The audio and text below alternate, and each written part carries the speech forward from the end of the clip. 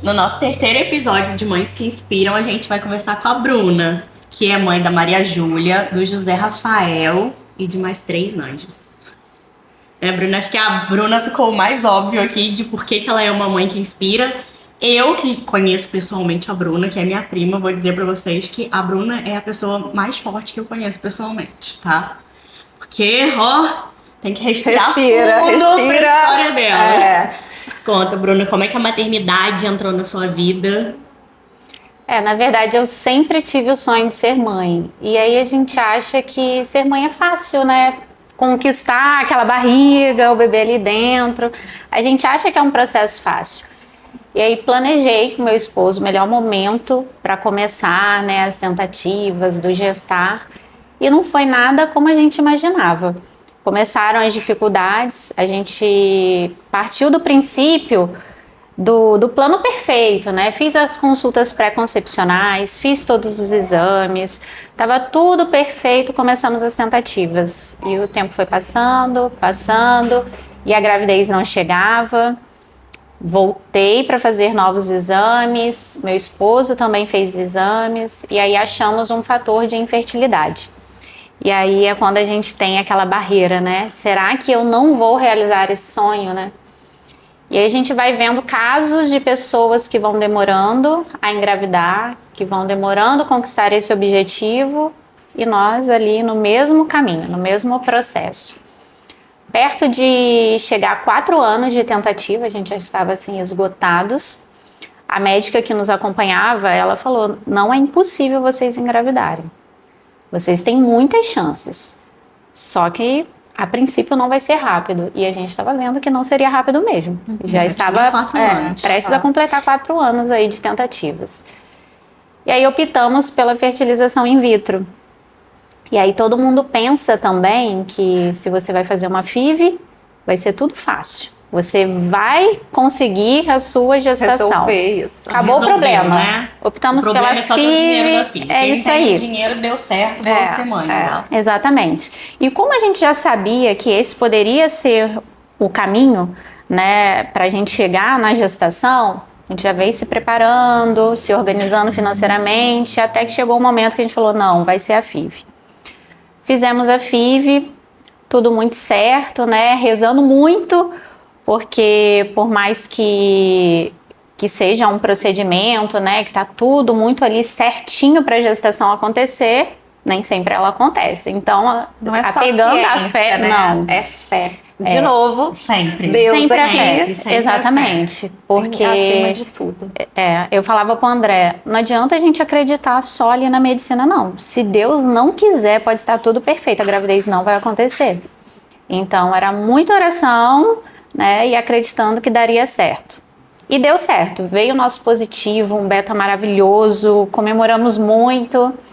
Marcamos nossa primeira ultrassom com 7 semanas, né? Que já ia ouvir o coraçãozinho do bebê e tudo mais. Com 6 semanas eu tive um sangramento intenso. E ali naquele sangramento eu pensei: acabou meu sonho, tô perdendo, é um aborto. E aí era uma quantidade grande de sangue, né? Eu sou da área da saúde, sou enfermeira, e quando eu olhei eu falei: não tá legal esse sangramento. Já bateu aquele desespero, fomos pro hospital. Chegando lá fizemos uma ultrassom, e os médicos não conseguiram ver de onde vinha aquele sangramento, porque estava tudo perfeito.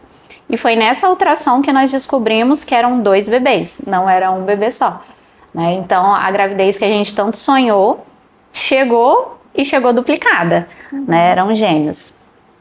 E aí toda aquela alegria, né? O sangramento a gente até esqueceu dele, graças a Deus ele não evoluiu, acabou por ali e ficou tudo bem, a gravidez evoluindo muito bem. Eles, né, desenvolvendo em todas as ultrassons, batendo todos os parâmetros, tudo direitinho, até que o meu esposo teve Covid.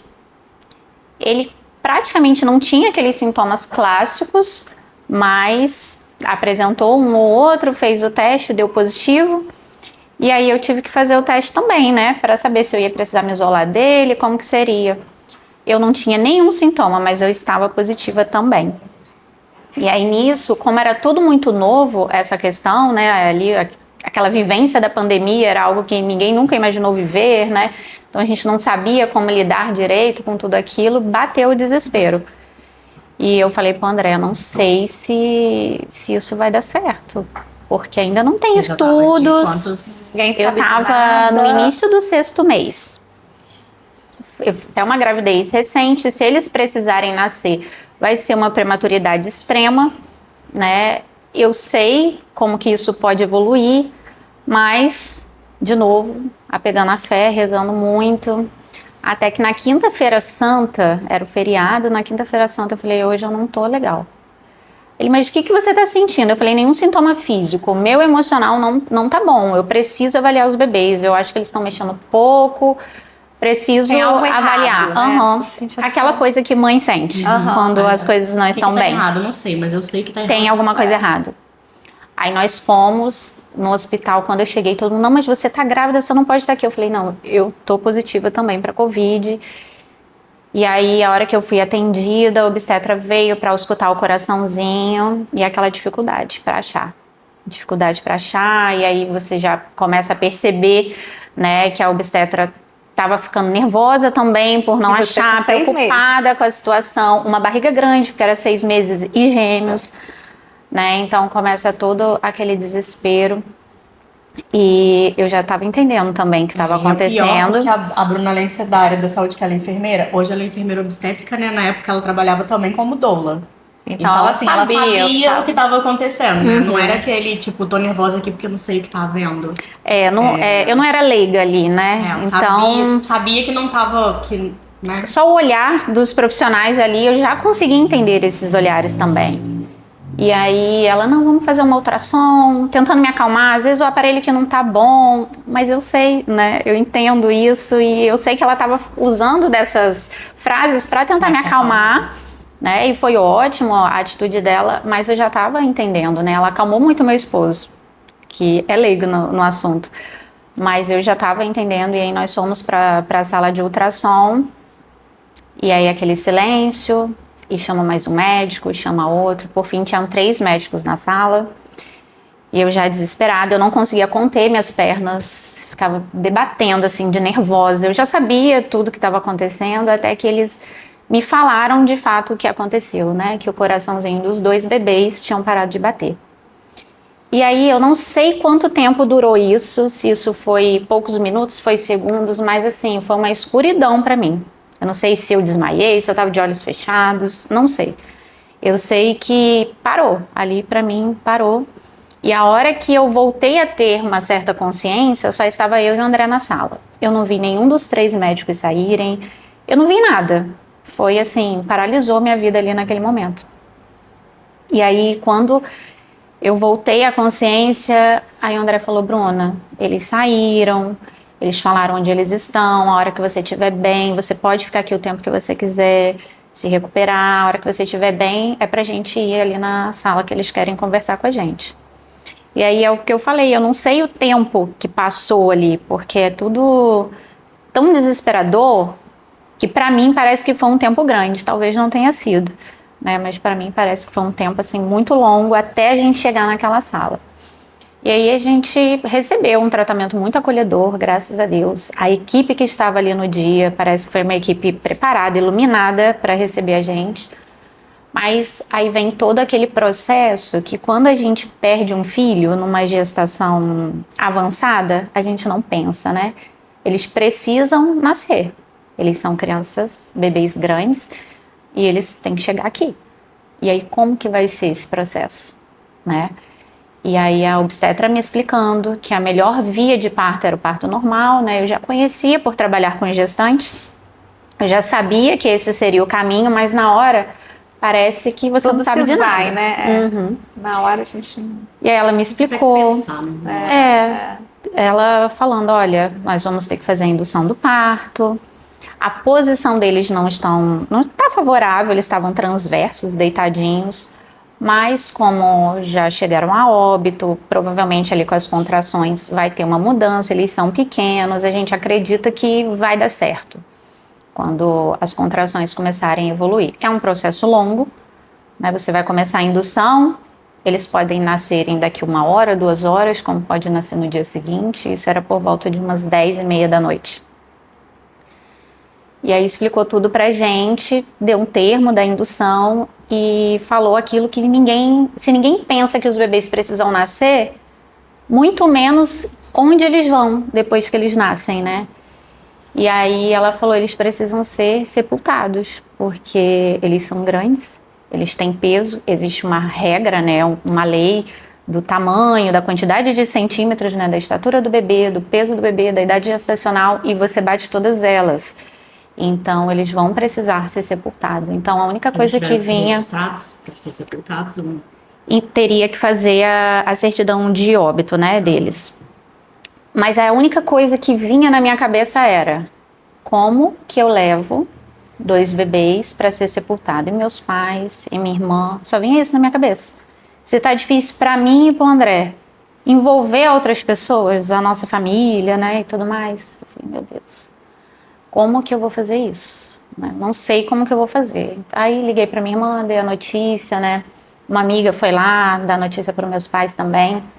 Só que com aquele pensamento, gente, eu acho que a pior parte não vai ser nem nascer. Como que eu vou levar isso adiante? Como que eu vou fazer isso, né? E aí começamos a indução do parto, as contrações começaram, bem dolorosas. E no dia seguinte, começamos a indução por volta de 11 da noite. No dia seguinte eles nasceram. Entre 9 e 9h05 da manhã nasceram, né? A bolsa rompeu, nasceu primeiro. Depois rompeu a outra bolsa, tudo de forma natural, mas muito seguido um do outro. E nasceu o segundo. A equipe que estava ali, como eu disse, foi tão acolhedora que eles me deram os bebês no meu colo, me falaram, olha, os filhos são teus. Você segura pelo tempo que você quiser, você faz o que você quiser, porque eles são teus. Né? E aí você pega aqueles 2 bebês, o sonho que eu tinha do parto normal, por trabalhar com isso, eu atingi, mas não da forma que eu gostaria. Né? Receber meus filhos de imediato não foi da forma que eu gostaria. E aí, como que a gente segue? E agora? Aí você fica ali com os bebês, elas trouxeram a placenta para eu olhar, me explicaram mais ou menos o que tinha acontecido. A minha placenta estava toda cheia de trombos. Isso foi uma consequência, né, do Covid. Né? E depois que foi para análise, para estudo, eu tive 90% de trombose placentária. Então, realmente não tinha como, né? A placenta que nutre ali os bebês, ela estava totalmente comprometida. E eu fui entendendo um pouco, fiquei ali com eles, mas você não pensa, né? Será que eu vou ter uma foto dos meus filhos? Vou tirar uma foto? Eu não pensei em nada disso, eu não tenho nada disso. Hoje é um arrependimento que eu tenho. Eu poderia ter tirado pelo menos as mãozinhas, dos pezinhos, né? Mas eu tenho registro, na memória. E aí, quando a gente começou a ver essa questão para o sepultamento, como eu estava com Covid, precisou fazer uma notificação, né? Notificar. E aí a Fiocruz entrou em contato, perguntando se a gente não poderia disponibilizar o corpinho deles para estudo, por conta das gestações futuras de outras mulheres, né, que pudessem ser acometidas também, para meio de evitar todo esse processo. E aí parece que foi Deus assim me avisando, Bruno, era isso que você precisava, porque claro que o processo não seria dessa forma, mas eu só pensava em pegar os 2 sem vida, entrar dentro do meu carro e ir embora para Resende para poder fazer o sepultamento. Eu estava no Rio, eu morava no Rio. Eu só pensava dessa forma, eu sei que não seria dessa forma, mas era isso que vinha na minha cabeça. Então, falei, não, eu não quero que ninguém sinta o que eu estou sentindo. Então, se essa é uma possibilidade, pode avisar que eu vou disponibilizar. Aí, conversei ali com o André, né, pra gente chegar a essa conclusão. Cancelamos todo esse processo de sepultamento e aí eles foram enviados para estudo na Fiocruz, né, para ajudar outras mulheres. Eles mandaram para a gente laudo dos bebês, eles eram perfeitos, eles não tinham nenhuma condição que pudesse levar a essa situação do óbito, né? Realmente foi só a questão do Covid com a trombose placentária. E aí é viver o luto, né? É você voltar para casa sem os seus filhos. Já é extremamente difícil quando você precisa deixar um filho numa UTI, mas você sabe que o seu filho está vivo. Agora, voltar para casa com o colo vazio, vivendo o puerpério, porque ele acontece. E aquele Os quartinho hormônios arrumado, acontecem todos, né? os hormônios vêm todos, né? todos. Inclusive o leite também. O leite. A mama enche, né? Você tem a pojadura e você não tem seus bebês para mamar. Então, assim, é um processo extremamente desafiador. Eu acho que eu nunca vivi, nem vou viver algo semelhante a isso. É muito difícil passar por todas essas etapas, né, do luto. O luto não é só nosso. Tem toda a família, os amigos, né, que sonharam com essa gestação com a gente. E aí precisa Todo mundo passa seguir outro junto, caminho. né? Então é extremamente difícil. E aí a gente começa a viver um dia após o outro, rezar bastante, fazer terapia, porque a gente precisa da ajuda de Deus e da ajuda profissional para conseguir seguir, porque senão parece que o negócio não flui, né? E aí, graças a Deus, a gente foi aprendendo a viver, a gente não deixa de sentir essa dor, né? Sim. A gente sente até A hoje. gente convive com ela, né? A gente aprende a conviver. Né? Agora, em abril, eles completariam 5 anos. Faz 5 anos que eu vivi tudo isso. Então, não tem como chegar na data e passar um dia em branco. Eu não lembrar como se isso não tivesse existido na minha vida. Né? Eu sou mãe deles. Eram 2 meninos, Pedro e Gabriel. Então, muita coisa com nome que a gente tinha em casa. Ainda tem algumas coisas. Então, é todo aquele processo de passar pelo corredor e olhar para dentro do quarto, que ficou fechado por muito tempo. E depois só com muita ajuda para a gente conseguir abrir a porta do quarto, depois entrar naquele quarto, organizar as coisas, né? Então, assim, um processo bem difícil, né? Que a gente foi vivendo. Até que deu aquela vontade de ter outro filho, né? E não é substituir os que não estavam com a gente, né? Nenhum filho é substituído. Então, a gente começou o processo de uma nova FIV, para ter a Maria Júlia, que hoje tem 3 anos e meio. Então, foi um processo muito difícil, porque o medo é muito grande. Será? Passar isso de novo, né? Exatamente. Porque normalmente a gente tem o medo da perda ali no comecinho, né? Que as pessoas, não conta pra todo mundo, porque tem a chance. Mas depois de perder, então, No lá na final, frente, tipo, né? Na reta final. Tipo, é será o tempo todo. será que medo, vai né? acontecer Não de vai novo, embora. né? Então, era o medo de iniciar um novo processo de FIV. Eu tinha embriões, então eu queria transferir, mas e se eu viver tudo isso de novo? E aí, de avançar as semanas, de chegar à 6ª semana, meu Deus, se eu tiver um sangramento, vou fazer a ultrassom, e se não tiver batimento a hora que eu chegar na ultrassom? Então, aquilo vai te dando crise de ansiedade, vai te batendo um desespero. É assim, é horrível essa sensação, assim, não desejo pra ninguém, né? E aí a gente vai vivendo semana após semana, chega lá as 12 semanas tão sonhadas que todo mundo fica ali ansioso, faz a morfológica, tá tudo perfeito. Mas o nosso medo não acaba, porque o nosso problema não foi ali, o nosso problema foi lá na frente. E aí vai chegando as semanas, você chega no 6º mês e passou por ele, chega no 7º e passou por ele, mas a tranquilidade a gente só tem quando pega o bebê no colo com vida. Né? Porque a gente já tinha vivido isso, de pegar os bebês no colo, mas sem vida. Então, era o nosso objetivo, pegar no colo com vida, ouvir o choro. O coração, ouvir o coração é assim, é o melhor som do mundo, mas o choro pra gente era o principal nessa fase, a gente só queria o choro. Era ali o seu ponto de chegada, né? Exatamente. É só quando eu ter no meu colo, vivo, chorando, é que eu vou comemorar. Antes disso, você nem se permitia, né, relaxar. Exatamente. Aí você compra as coisas do bebê, vai começando a fazer enxoval, mas com medo.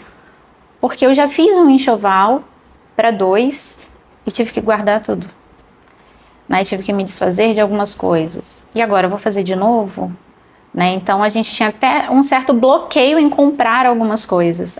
Eles eram meninos, a Maria era menina e eu ficava, ai meu Deus, aproveito, compro ou não uso o que tem, depois que nascer, tá tudo bem, aí eu compro, porque era um medo, não é porque eu não queria comprar, era o medo de comprar e depois ter que me desapegar de tudo aquilo. Mas graças a Deus Maria Júlia veio com muita saúde, né, e ressignificou tudo isso pra gente, né. E aí a gente vivendo muito bem com ela e pensando, e aí, vamos dar irmãos? Né? Meu Deus do Porque céu, assim, é tão bom ter irmão, e aí eu vou dar irmãos vivos aqui pra ela, porque ela sempre soube, né? Ela sabe que ela tem anjinhos no céu. Mas eu queria que ela tivesse irmãos aqui. Mas será que a gente suporta? Já passar por tudo isso viver de tudo novo. isso? Aí o André falou pra mim, a gente vai viajar, quem sabe, a gente vai pra Recife, a família dele é de lá, o nosso processo de fertilização foi lá, a gente transfere um novo embrião, né? Vamos tentar isso sim, vai ser importante pra ela, né? E aí a gente conversou, não, vamos dar um irmão pra ela. E aí, rezando para dar tudo certo. Então, tem as etapas e eu não consegui chegar na última etapa ali de preparação do endométrio, né? Porque tem que ser tudo, começar as medicações antes da menstruação. E não deu tempo. Chegou a data da viagem, não terminamos os exames, por mais que a gente tivesse começado bem antes, porque eu já sabia que esse processo era demorado, não deu tempo. Aí o André, Bruna, não era para ser então. A gente vai viajar, não vai dar para transferir o embrião.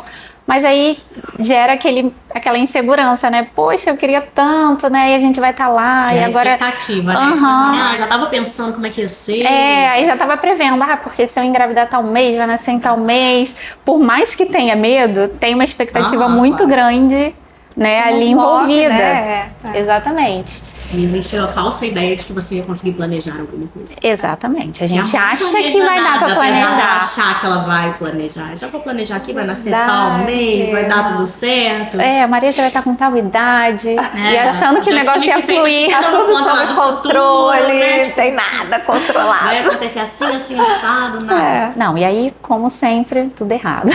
Aí, voltamos de viagem. Eu comecei a me sentir mal. Eu falei, nossa, eu só me senti assim quando eu engravidei. Mentira.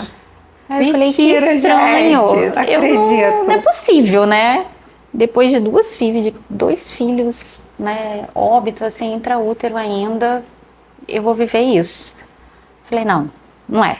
Claro que não é, né? Aí os dias foram passando, menstruação atrasada. Falei, mas meu ciclo não é regular. Ele vem, é uma bagunça, não tô grávida. Nada da menstruação. Falei, não é possível. Vou fazer um teste. Não vou fazer. Eu não fazia testes com frequência. Nem quando eu era tentante, eu não era aquela louca de ficar fazendo teste. Eu não vou fazer agora, porque não é. E o tempo passando. Falei, não, vou ter que fazer, né? E aí, quando eu fiz, positivo. Falei, gente, não é possível. É um milagre isso, porque não é possível que eu tô vivendo isso. E ao mesmo tempo que você comemora muito esse positivo, volta aquela enxurrada de medo, de desespero da perda. E aí eu falei, não, mas olha, se Deus permitiu, vai dar certo, é porque era para acontecer dessa forma. E aí tudo evoluindo muito bem, com 10 semanas, eu tava indo para casa da minha mãe, quando eu fui no banheiro, uma gotinha de sangue. Eu falei, não, tudo de novo, não é possível. Eu falei, não, né, mas dos gêmeos foi uma quantidade tão grande de sangue, não era nada, esse veio uma gotinha, não vai ser nada. Mas aí, né, fui avaliar e tudo. Quando eu fiz a ultrassom, mais uma perda gestacional.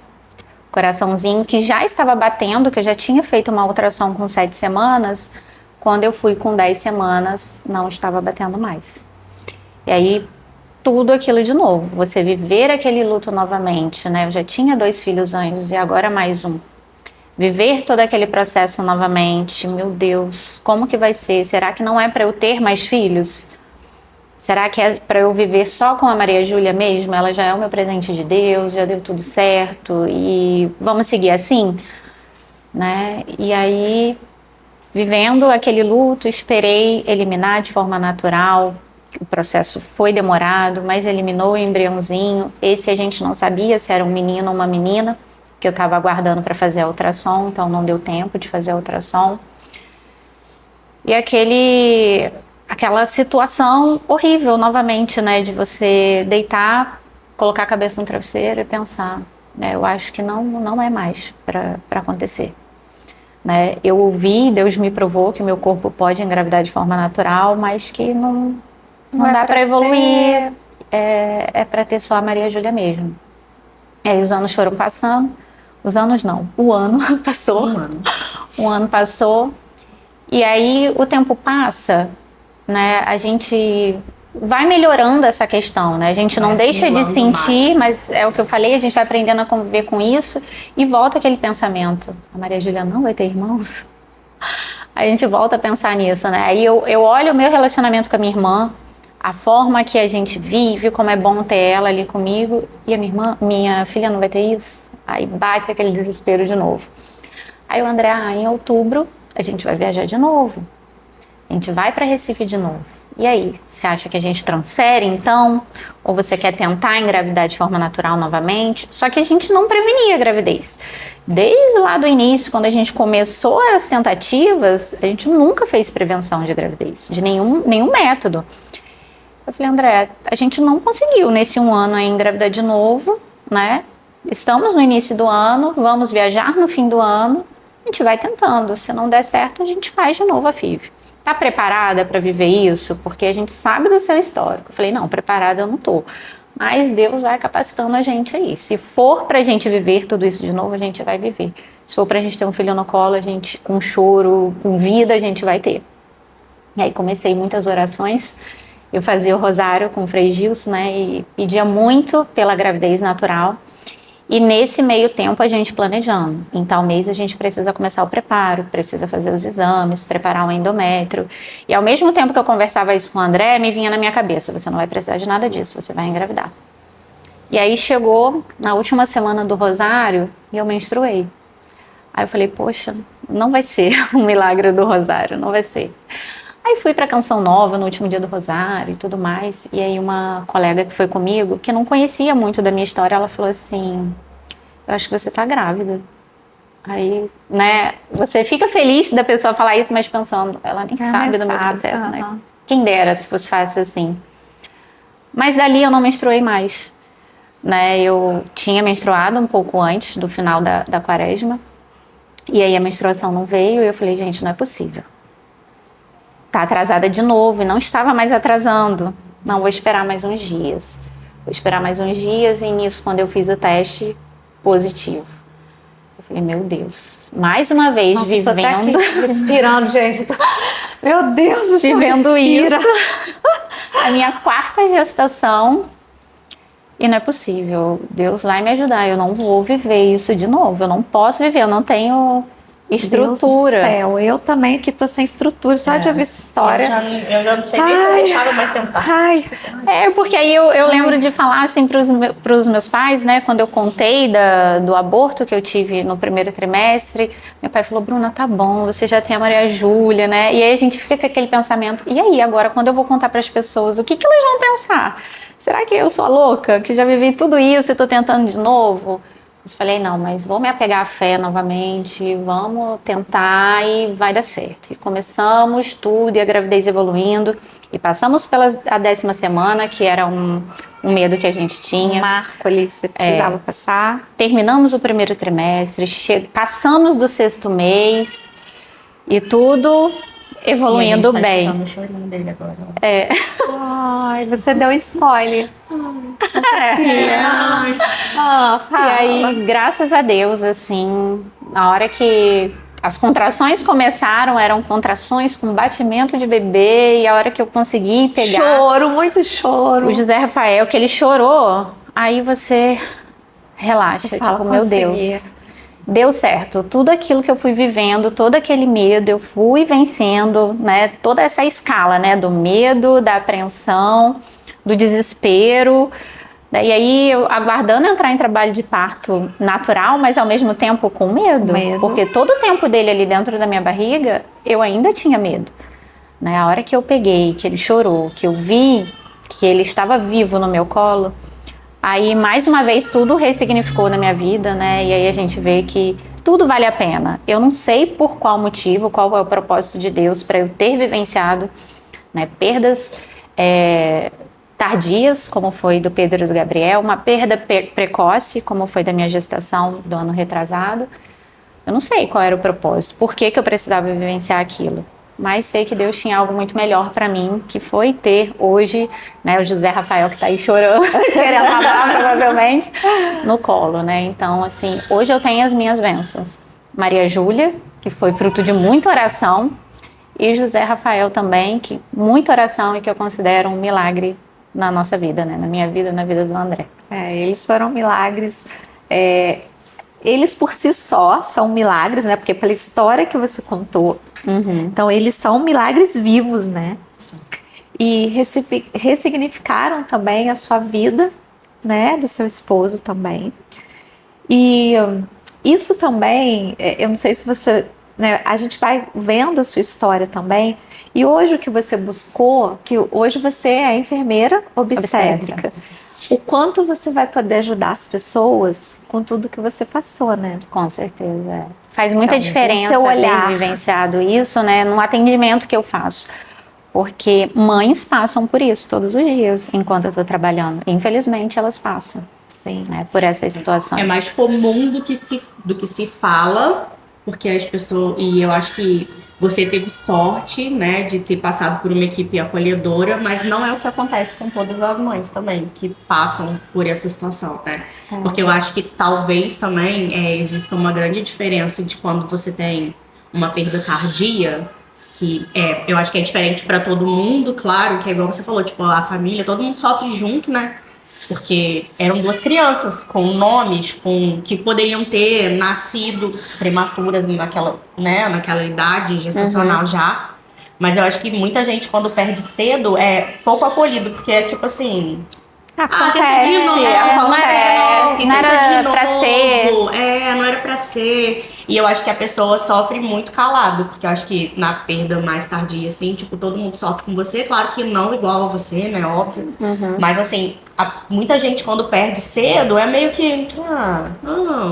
acontece muito, é normal. Não, depois você tenta de novo. Você é nova. As pessoas não têm envolvimento assim, e talvez até, como não é a primeira vez que a gente vai falar aqui, de profissionais da saúde, assim, de banalizar, humana, né? Porque a gente não sabe qual foi a história daquela mulher, né, até chegar naquela situação.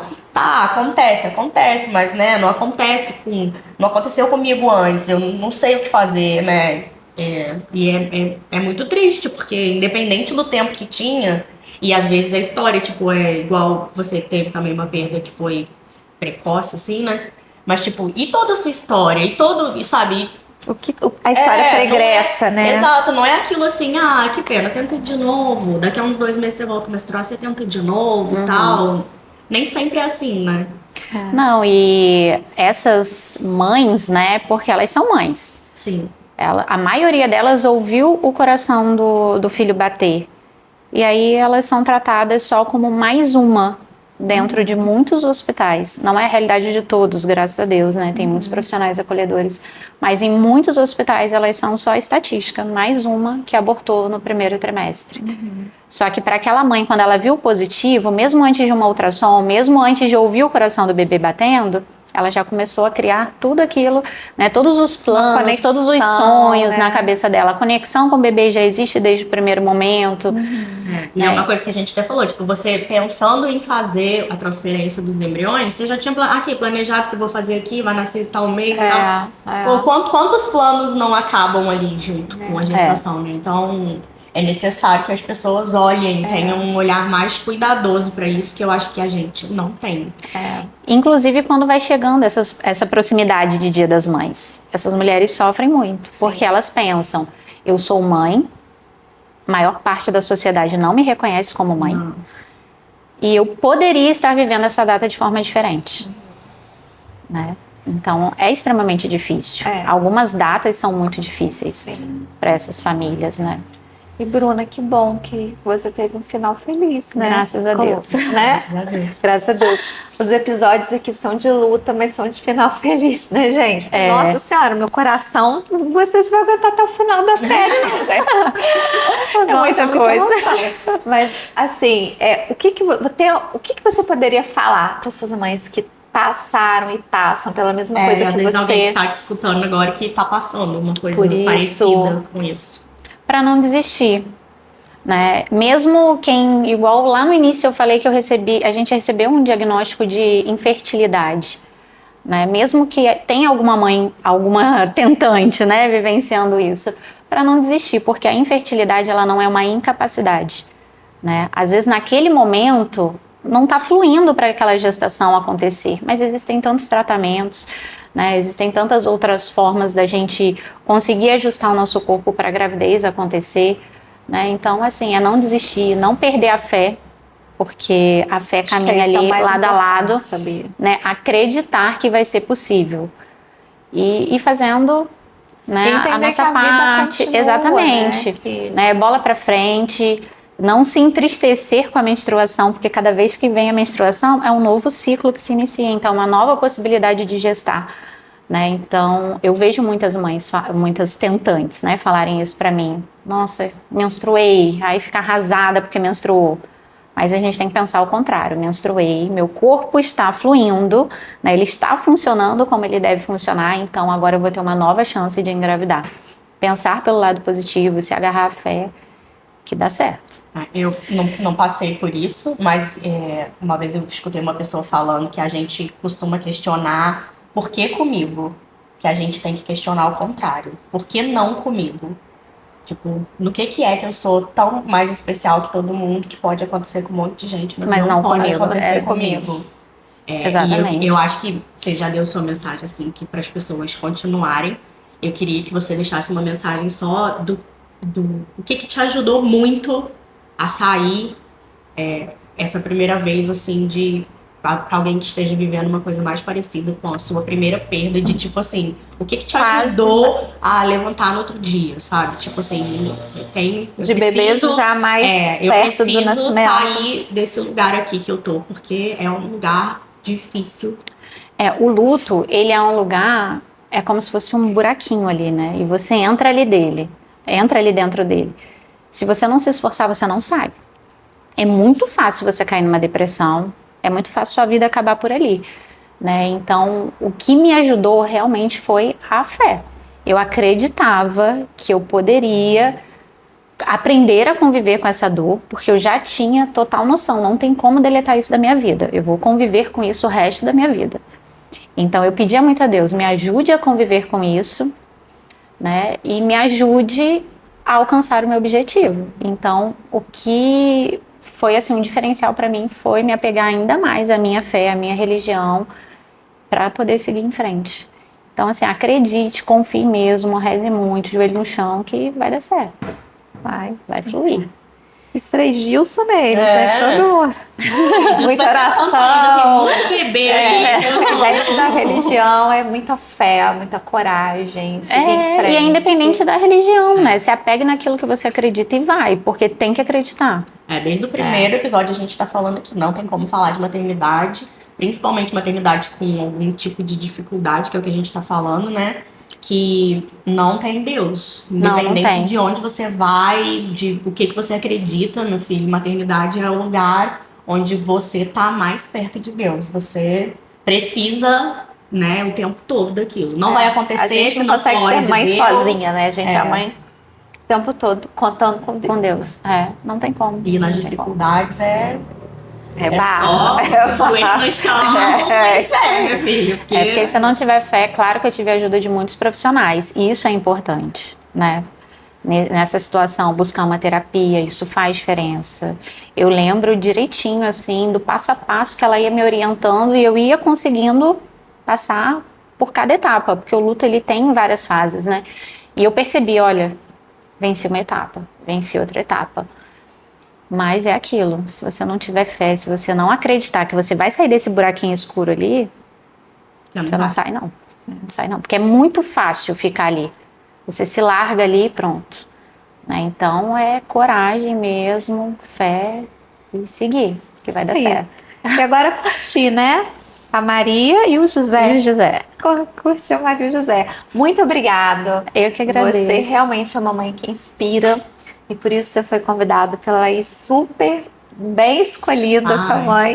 Bem uma delicado, história, né? E muitas pessoas não gostam de falar. E eu falei, a Bruna, na época que tudo isso aconteceu, ela falava, ela contava no Instagram. Sempre falou, né, da infertilidade, do processo de FIV. que eu acho que é uma dor, né, desde o começo. São não só várias dores, não só né? das Uma perdas, história mas só. é uma dor que muitas mulheres passam sozinhas, que elas não dividem, né? E uma coisa que eu senti que fez diferença pra mim, a Laís falou agora do Instagram, é que na minha cabeça só vinha essa frase, que dor compartilhada é dor diminuída. Então, quanto mais eu compartilhava, mais eu colocava pra fora, eu desabafava, parecia que eu me sentia mais leve. Eu não deixava de sentir, mas diminuía o peso. Então, assim, eu ia ali, conversava tanto da infertilidade, da FIV, do luto. Fiz isso quando perdi Pedro e Gabriel. Depois, na outra gestação que eu tive aborto também, eu fiz a mesma coisa. E eu me sentia mais leve depois. Muito obrigada. A gente fica muito feliz por ter podido contar com você com esse depoimento. A gente tem certeza que isso vai ajudar muitas mães. E a gente quer te agradecer, né? Eu Vou que te dar um agradeço. abraço, aquele nosso abraço. Vamos lá. Obrigadão. Que agradeço. Tá? Obrigada. Muito obrigada mesmo.